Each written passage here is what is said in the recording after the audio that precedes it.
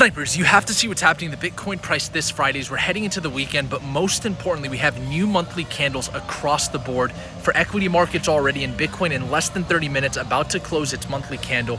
Check this out, Snipers.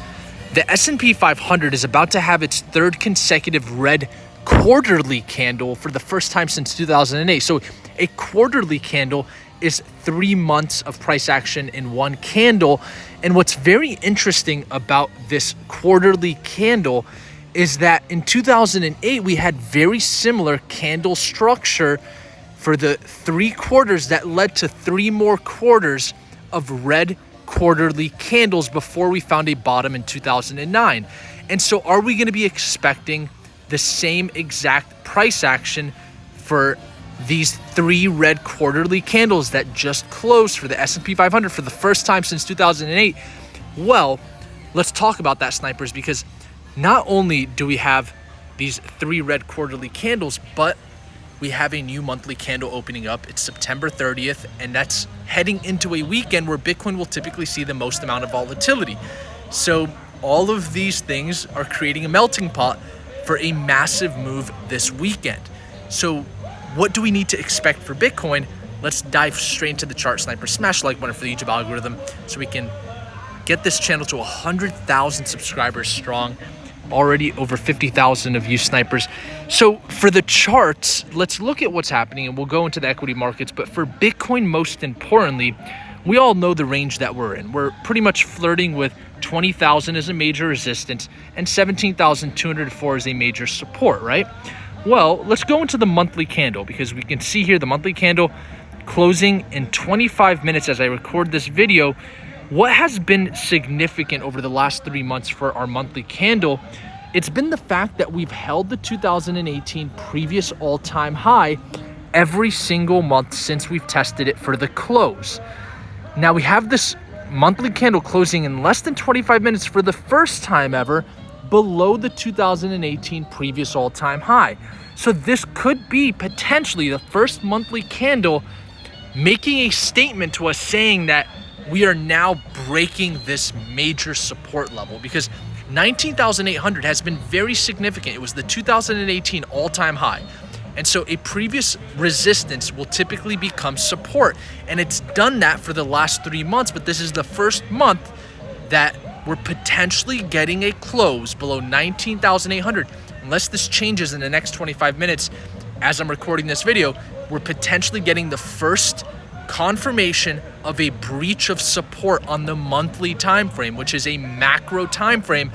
And so, yes, we've seen Bitcoin test levels below 19,800 for the last 3 months, but it's always been wicks for the most part. But when you see a macro support broken, like what we're potentially seeing right now with this monthly candle, that's when you have to start raising some concerns. And so, could this potentially be the first monthly candle body closing below the 2018 previous all-time high? Yes, that is potentially the case here with this candle closing in less than 25 minutes. That potentially means several things. This could be a bear trap, or this could be the start of a free fall down to the next level of support, which in the immediate short term would be 17,204, and then below that would be 13,970, pretty much 14,000 US dollars. Are those 2 levels on the table closing below 19,800? Well, yes, because the monthly candle is telling us that we're breaching major support. So I think that it's very important over the next 24 to 48 hours with this new monthly candle opening to really monitor the charts. Now, with a new monthly candle opening, there's a very high likelihood that we wick back above 19,800 for a short amount of time before we see a real move. And so just keep that in mind. Be privy to the fact that this is a macro move that we're talking about, but in the micro time frames, things could obviously be a little bit different and look a little bit different.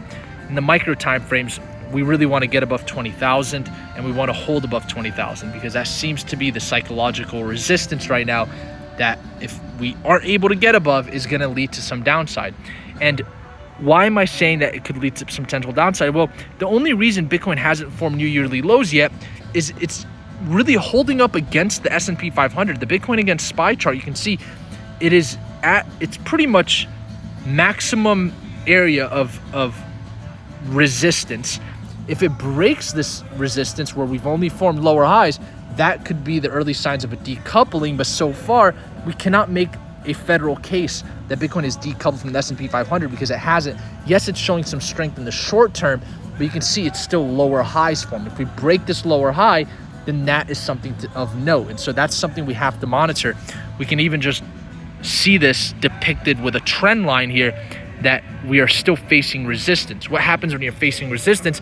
Well, that means you haven't broke resistance, and that when you find resistance, you often pull back. And so until we break resistance, we cannot say that Bitcoin is ready to outperform the S&P 500. As a matter of fact, we can even make a case here that we have a descending triangle forming here, right? And so this is something important that we need to monitor, snipers. Bitcoin against the SPY.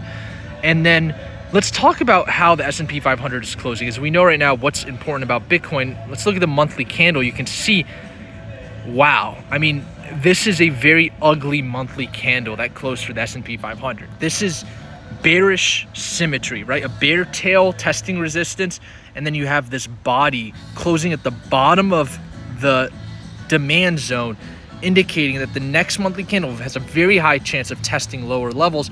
This is an extremely bearish 2 months of monthly candle closing for the S&P 500, which brings us back to 2008 and why we're talking about this. I'm not saying that it's going to play out exactly like 2008, but what I am saying is that there's some pretty stark similarities here to these quarterly candles. And so, you know, it's safe to say that we are entering a bearish weekend, I would presume. The DXY, the one positive here is we don't have the most bullish candle for the month. And we're also testing major resistance. As a matter of fact, the weekly candle looks kind of bearish, like maybe this is going to be a slow bleed, and that we're potentially going to see the DXY maybe calm down before maybe seeing some further upside. You know, there's also this thesis here that we're finding resistance at this multi-year resistance level that actually dates back to 2008. But I would be privy to the fact to say that we've actually found resistance here, because you can see when you reach a destination, snipers, you immediately turn right back around. You don't wick into that destination. And so that wick into this resistance tells me that, yeah, it could hold up as a resistance for a little bit, but there could still be some potential upside price action in the more macro terms. And at that point, we're looking at 121 for the DXY as that major resistance. So this is a very technical video for a reason, snipers. This is a monthly candle reset, and so you have to understand how significant that is. With Ethereum, we can quickly talk about what's happening in Ethereum, closing weekly fully below the 20-week moving average. You can see daily candles struggling to even get above the previous weekly open at 1344, let alone 1440, which is a major resistance. How is the monthly candle looking here? You can see for the Ethereum monthly candle, a little bit different than Bitcoin. It showed a little bit of strength heading into the merge, and so we're not seeing the monthly candle as bearish as Bitcoin. But that's why what we really want to monitor is going to be the Ethereum to Bitcoin chart for Ethereum.